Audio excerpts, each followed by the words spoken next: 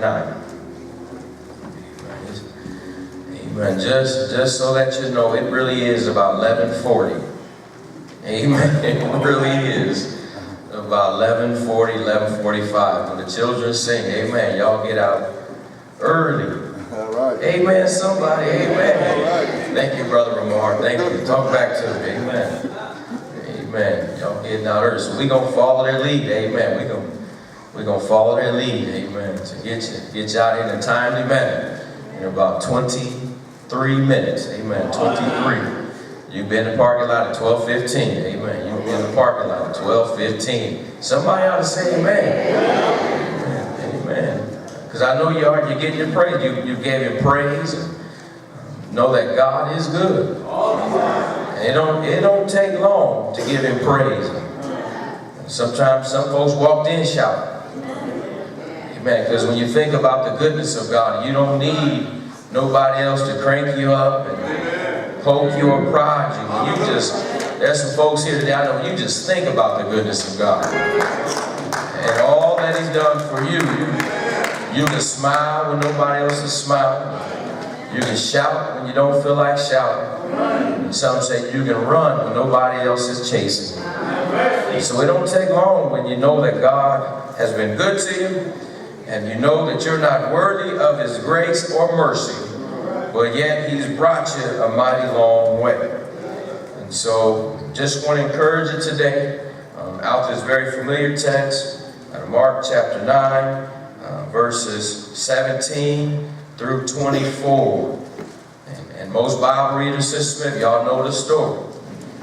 There was a boy sick, and now he's well.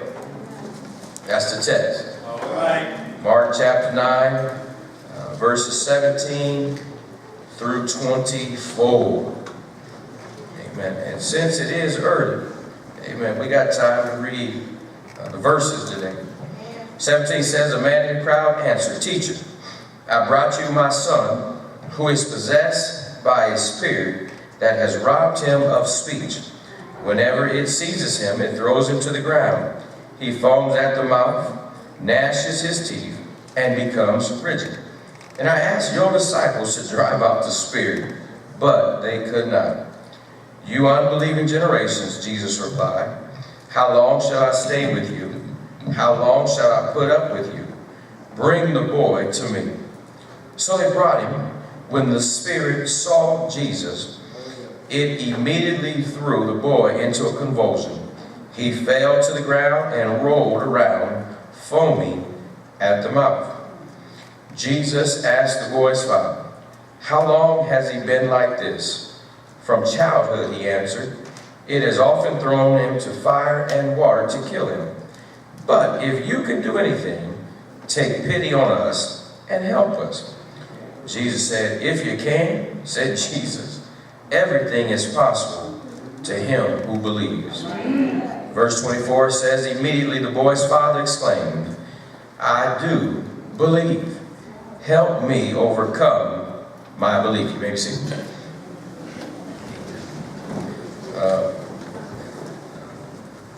Maybe, I don't know about you, but often, how many got some cars that you had to take to the shop before? You had to take your car to the shop, and you heard the problem, you know the problem, but you couldn't figure out where that knocking on the engine was coming from, where that drip was coming from under the hood. You just couldn't figure it out yourself. So you had to make a phone call to the dealer or the mechanic. And I don't know about you, maybe your experience is like mine. And they'll ask you, Mr. Walker, what's the problem? You try to tell them the problem. You don't know what's happening, but you do the best that you can. And if you like me, if you don't know nothing about cars, it's difficult for me to explain to the mechanic what's going on. Amen. Mechanic says bring it in, schedule an appointment, you drop it off, or you decide to wait as an expert takes a look at the problem. Because you had to take it to an expert because you couldn't fix it yourself. Now there might be some mechanics in the building, God bless you, you can fix some things, but most of us in here, we got to take our cars to the shop. I love it because it helps me because I learn a little bit more every time I go and take my car to the dealer because when they got it up on the jack, they got it sitting up high. The expert comes out and he says, Mr. Page, here's what's wrong with your car. We have looked at it, we have serviced it, and we see and have located the problem. Now, Mr. Page, do you want us to fix the problem? I say yes, and they say, well, sign here first. Y'all know that paper means. I mean, look, if we fix it, you got to pay for it. They say, just sign here, authorize. They authorize, they get my authorization to fix what is wrong with my car. Go back in, comes back out. Y'all know the story. Comes back out. Here's your keys, Mr. Page. You know, enjoy your day. Thank you for using our dealership today, and you're back on the road. It's really that easy, Brother Harvey. It's really that easy. And y'all looking at me like, what does that got to do with the text? What's that got to do with the sick fella in the text? Some of us here today got some problems that we can't diagnose. Some of us got some issues in our lives, but we don't know how to fix it. But today I got some good news for the saints today here at Pleasant Green. Jesus can fix it. I'm almost done, Sister Nisi. I'm almost done, really, because it's encouraging to know that I know I'm not the only one in the room this morning that's got a problem that I can't solve. I need you to get real. Everybody got some issues. And I know we're dressed up, fixed up, and we looking real good this morning. But some of us got some mess in our lives. And it's some mess that I'm too ashamed to tell you about. And if you was to go to my house, you'd be, Lord, have mercy. You got this going on and that going on. My house is no different than your house. Every now and then the enemy comes in our house and tries to wreak hell. Anybody got some wayward children? Know you raised them in the church? Anybody got some health issues going on in your life and some financial difficulties and you don't know how you're going to fix the problem? Well, I got some good news today. Jesus can fix it. It blessed me because when I look at the text, it's the disciples. They had just seen, a couple of them went up to Transfiguration, and Jesus took Peter, James, and John, and they saw Jesus transfigured on the mountain. And after they came down from the mountain, the text says the disciples were with Jesus, and when they came down from this awesome event, some of the disciples was arguing and having discussion with some scribes and some Pharisees. And at Pleasant Green, I want to encourage you, when God is about to do some great things in your life, there's going to be some folks who ain't pleased with the blessing that God is about to deliver in your life. I don't care if they're family or friends, not everybody's going to be happy when God's about to bring you out of your storm. Come on, we call them haters nowadays. We call them haters. That's what was going on, because in the text they knew that Jesus, the haters knew that Jesus was not around. And so that's a great time to try to pick on some disciples. Yes, sir. Has anybody ever been picked on when your big brother wasn't around? When your big sister wasn't around? The folks picked on you because they knew your help was not around. And good news, Pleasant Green, in the text, when they saw Jesus coming, the scribes got a little nervous because help was on the way. And I came to encourage somebody that help is on the way. Don't worry about what's going on the outside or the inside. Your help is on the way. Jesus is right by your side. He knows what you're going through, and He will fix it for you. The text, it blessed me because when they saw it, around verse number 1, they have discussion there. 14 says, when they came down, there was a large crowd around the disciples, and they was arguing. And I got good news, but don't argue with no non-believer. Don't argue with somebody who don't believe what God's going to do in your life. Time out for arguing. If they don't believe it, that's all right. As long as you and I believe what God can do. Don't argue with fools. I've come to realize, only 44 years old, 45, I'm I'm not going to argue with somebody who don't believe what I believe. Because they ain't got an answer to me. I'm going to help them. But y'all look at me crazy. Listen. Has anybody tried to reason with your children? And sometimes you say, you know what? I'm throwing my hands up in the air. Yes, sir. Do what you want to do. And then when it happens the way I give you the outcome, eventually you're going to come back and say, Dad, you was right. Y'all looking at me crazy. At 45, there's some things that your parents have told me that now, if I would have just listened, y'all got it together. But I love it because if you have a problem or something, the text says Jesus can fix it, but the first thing you got to do, you got to bring it to him. Verse 17 says, when you look at it, it says, look, he asked what they're arguing about, and steps up, look at 17, the man in the crowd, he answered, he said, teacher, he said, look, I've been bringing my son who's possessed by a spirit and has robbed him of his speech, and when it seizes him, it throws him to the ground, and he foams at the mouth. He gnashes his teeth and becomes rigid. And I've asked your disciples to bring it out, but they could not. The first thing we have to do, the text says, is bring it to Jesus. The Father said, look, I tried to bring it to your disciples, but they couldn't do it. And he's still sick. He's still foaming at the mouth. I love it because this man brought his son to Jesus. And everybody has an it we need to bring to Jesus. And I love it because it blesses me because it, in this situation, was his son. And I got some parents in the room today that know it's a serious situation when you take your child to the doctor and the doctor cannot heal your son. It's a serious situation. But I love it because this man brought him to Jesus. Y'all know the story. The Spirit was making him act not like himself. He was acting completely out of control. And I know there's some folks in the building today that got some children.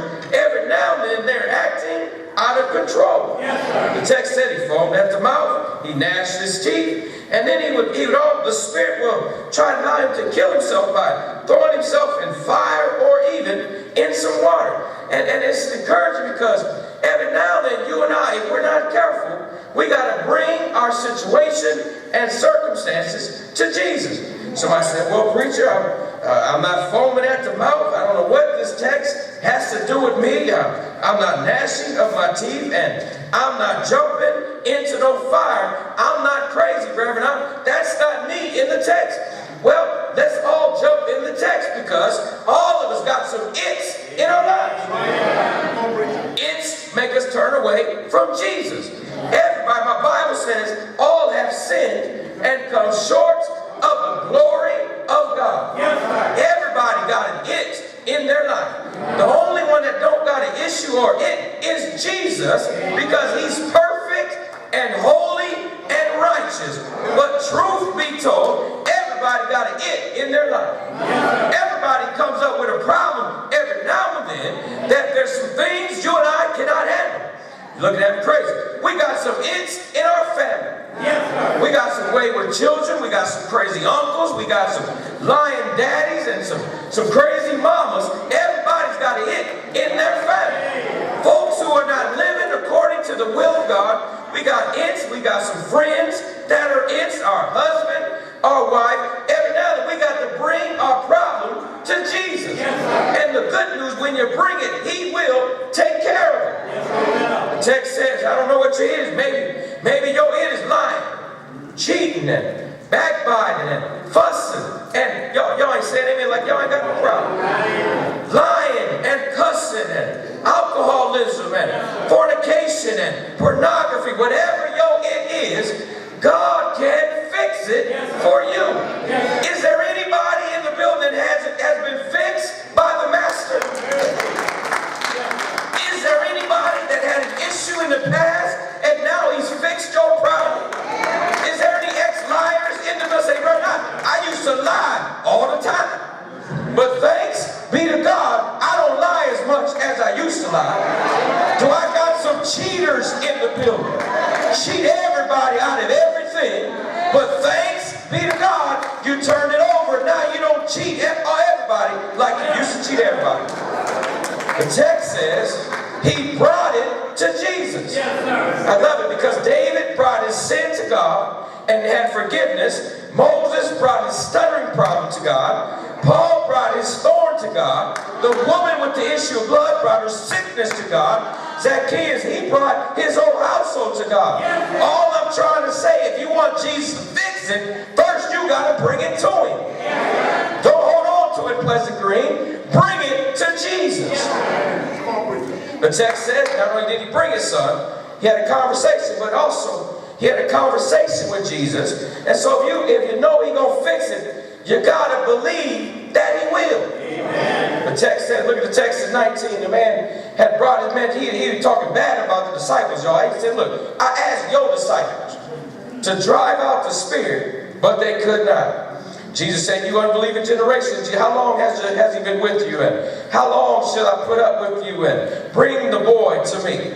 That's where he believes. So he brought the boy. When the spirit saw Jesus, it immediately threw the boy in a convulsion. It blessed me because now Jesus is starting to respond to the situation. First he rebuked them about their faith. Notice when they brought the boy to Jesus, he said, look, the disciples could not do what we asked them to do. The demonic spirit was still on the inside. And it's something about that demonic spirit. When he got you, he don't want to let you go. There ought to be a few more witnesses in here that had to deal with the situation where the spirit, when the enemy knows he got you, he don't want to let you go without making a convulsion, without making some noise. Because when they saw Jesus, they got shook up on the inside and said, oh shucks, here comes Jesus. Y'all know trouble. I'm about to be delivered, get kicked out of this house because Jesus is in the room. Not about to shout and jump, because when Jesus sees your problem, and the enemy knows, they say demons tremble at the name of Jesus. And I'm so glad to report this morning that at the name of Jesus, you can be delivered of your situation. He said, look, all you got to do is believe that I can. And I like the fact that the man said, look, he said, yes, I believe that you can do it. And that blessed me in the text this morning, because if you're going to turn it over to Jesus, at least you can believe that he's going to do it. When I take my car to the shop, I believe somebody going to fix it. When my teeth start aching, I go to my dentist and I hope somebody can fix it. When my body is racked with pain, I go to my doctor and I believe that he can fix it. Y'all looking at me crazy. Here's how I know everybody in the room believes what their doctor says. How many know where the doctor lives? How many know the doctor's middle name, and you know how many children he has and what his background looks like? I don't know all that, but when my doctor writes a prescription, I don't ask no questions. Y'all looking at me crazy. I take it to Walgreens and I get the medication that he or she is providing. But why is it with God, when God tells us what to do, we seem to question his every word? Don't question what God's going to do. If God said it, we ought to believe it. He can do anything but fail. He can make ways out of no ways. The text says we got to believe if we're going to turn our problem over to Jesus. I love it, because anybody in the room, have you ever been broken, discouraged, lost, down but not out? But you believe that all things work together for good to them that love God, to them who are called according to his purpose. Has anybody ever believed that now unto him he is able to do exceedingly, abundantly, above all that you could ever ask or think?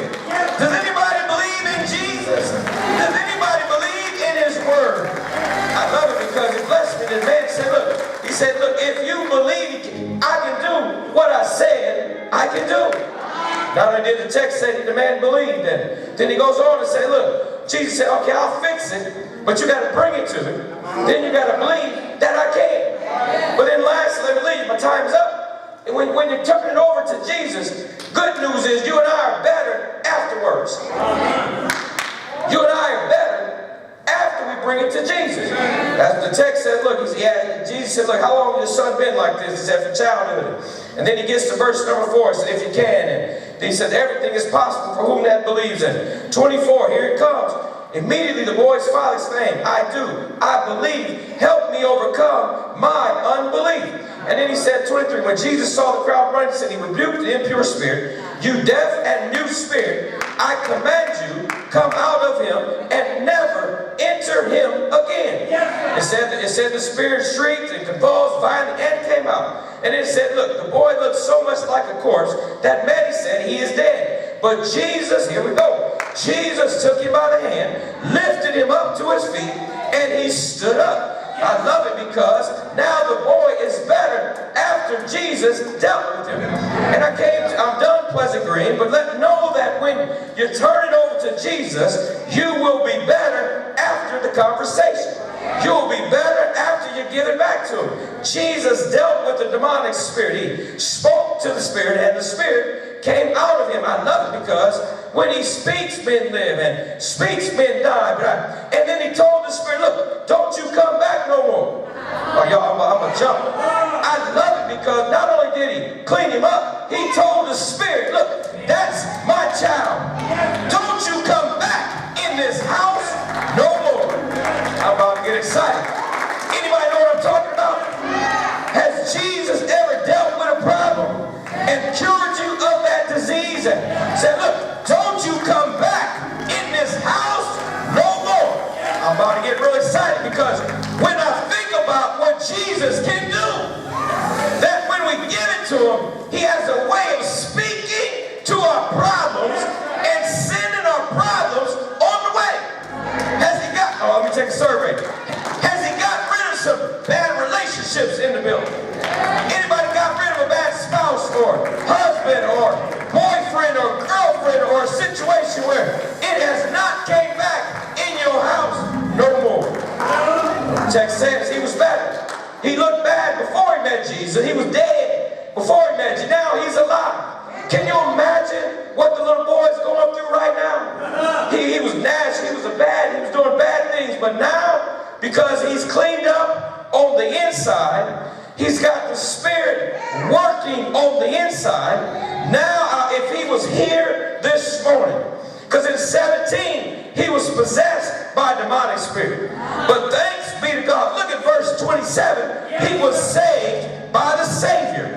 The Bible doesn't say what happened to the boy after verse 27. But I know that if he, along with 30 other folks in the building today, can relate to the text today, they can testify and give God some praise because of Jesus, because they believed in Jesus. They could not see their way out. They could not understand some things, but because they believed, they're better afterwards. If the little boy, the fellow was here today, I bet he'd be leaping down the alley. I bet he'd be shouting crazy up in here. I bet he'd be saying, you know what, Reverend? Thanks be to God. Because I was in a bad situation, man. Jesus saw me and saved my soul. There's got to be a few more folks in the room today that say, you know, Reverend, I can relate to the text. I was on my way to hell. I was as bad as they come. But yet Jesus saw me and he saved my soul. Now I'm on my way up King's Highway. Thanks be to God that Jesus can fix it. Well, one thing about when I get my car fixed, it amazes me because there's times, and maybe you've been there, where you took your car to the shop and they did everything we talked about. You know, they brought you in, gave you coffee and chips, and sat you down and said, Miss Baker, we'll take a look at the car. And they took a look at the car, and he comes back and he said, we found the problem. We found the problem. Here's the problem. And then, I don't know if you've ever experienced it, but it's blessed because there has been times that when the technician came back after diagnosing my problem, he said, you know, Mr. Spade, we can fix it, but it ain't covered under warranty. All right. Have y'all had that happen? I done paid $20,000, $30,000 and it's a brand new vehicle. What do you mean? It ain't covered under warranty. I've been sitting there waiting for 2 hours, and all you're going to come out and tell me is you can fix it, but it ain't under warranty. I just bought this car from you 6-7 months ago. What do you mean you can't fix what is broken? They'll say, well, let me. They go back into the room and then they come back and say, we've called the warranty company. And the warranty company said, look, we can't fix it. The problem, because it's out of warranty. It's over 36,000 miles, or it's over 3 years. And I don't know about you, but I get upset when I get that conversation. Come on, y'all ought to be real with me. Y'all be real. I get a little upset, Sister Love, because I'm wondering, what do you mean you can't fix? And the warranty company says my warranty is up and it has expired. Well, then that time, and then I gotta pay for the repair. I gotta bring up, y'all look at crazy. I gotta bring out a checkbook. And now I got to pay to fix the car that they ought to fix. Well, the good news is, as a child of God, that when it's time to fix a problem in our lives, and when it's time to solve a problem and fix what is broken, I'm so glad that when you and I get down on our knees and we turn our heads, bow down and say, Father, I stretch my hand to thee, and no other help I know, and you begin to call on the Lord and say, Lord, I got some problems in my life, and things ain't going the way they should go, and there's some things that's broken on the inside of me. I'm so glad that God does not send a message and say, well, Brian, guess what? You've been on this battlefield for over 10 years now, and your warranty has expired, and I can't fix no more. I fixed a whole lot of things in the first 10 years when you was walking crooked down the street, and y'all looking at me crazy because maybe y'all ain't had that kind of prayer, but you've been doing some things you shouldn't have been doing. And I'm glad that he said, look, Brian, I can't fix that problem. I'm so glad that whenever I call on the name of the Lord, he says that, look, I can fix it in the name of Jesus, because my warranty is still covering my problems. And I got a warranty just like you got a warranty. Y'all know the warranty. The warranty, can I tell you about the warranty that never expires? Can I tell you what the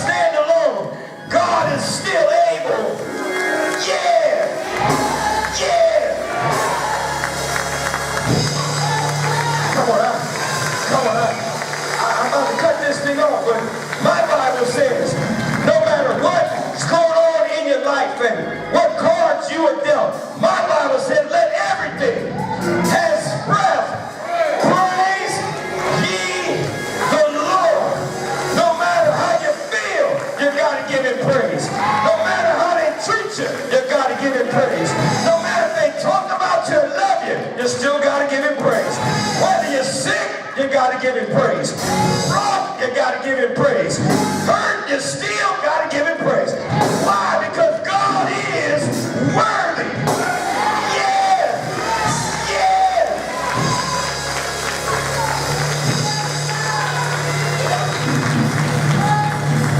He can fix it. He can fix it. He can fix it. He can fix it. And Paul was here. Paul was saying, Reverend, yes he can. Yes he can. Moses said, yes he can. But I'm looking, I don't want to get back in the Bible. I see Sister Smith say, yes he can. I see Sister Young saying, yes he can. I see Sister Banks saying, yes he can. I see Deal saying, yes he can. Every now and then we got to be a witness for ourselves. So if he's done anything for you, say yeah. Yeah.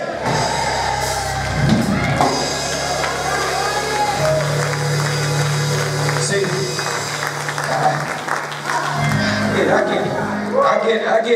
I get a little confused when I'm in worship sometimes. I get confused when God has been good to us. We sit here like this. We sit here like he ain't done nothing in our lives. We stay down, seat in our seat, and don't worry. I get confused, but I'm so glad that my warranty, when I called him, he said, look, you didn't give me praise, and you didn't thank God for the food.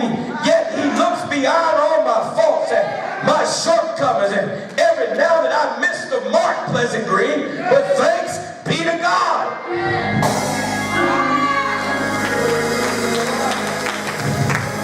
Jesus can fix it. He can fix it. So no matter what you're going through, he can fix it. There's no doubt in my mind. And I know, you know, he can fix it. And the good news about it is that the only way I was able to take my car and get it fixed, because I had to buy it there. I had to have a relationship. I had to sign up for the warranty. And when I got in there, they asked me some questions, Paige. Do you want this covered? You want this covered? You want the transmission covered? You want the tires covered? I said, yes, I do. So for the child of God, if you're here today, and you want your life covered by the Lamb of God, you want your life covered by the King of Kings and the Lord of Lords.